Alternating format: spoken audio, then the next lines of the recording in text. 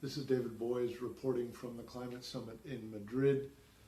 Each delegate gets a free transportation card on Madrid's excellent subway system and a glass bottle for the public water of Madrid. This says de Madrid y del Grifo, from Madrid and from the tap. And so, armed with my Eau de Paris cup, also public water, I'm ready for a long conference.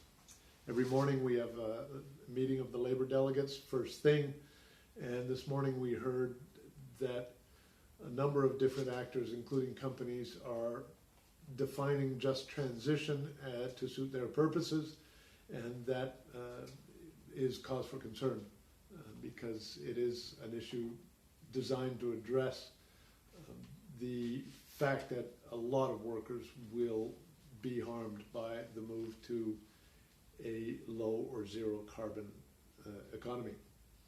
We also heard from the Canadian Union of Postal Workers how the privatization has so heavily damaged the government's ability to act forcefully and strongly on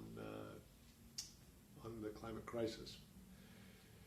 There was a panel at which I spoke, organized by the European Trade Union Confederation and the Friedrich Ebert Stiftung of Germany, focusing on adaptation, where I indicated that a just and equitable society depends on universal access to quality public services, but with years and years of austerity and privatization and shrinking the role of the state, it's becoming harder to do.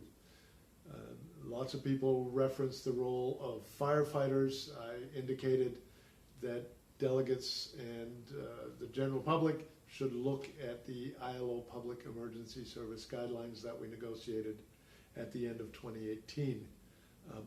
But that the emergency service protection is much more than firefighters and ambulance drivers. It basically touches on all public services. But what we're seeing here is that there still are no binding targets, there's still no adequate finance, and there's still no real just and equitable transition. So it looks as if these summits serve to keep us talking while the planet burns and the oceans rise.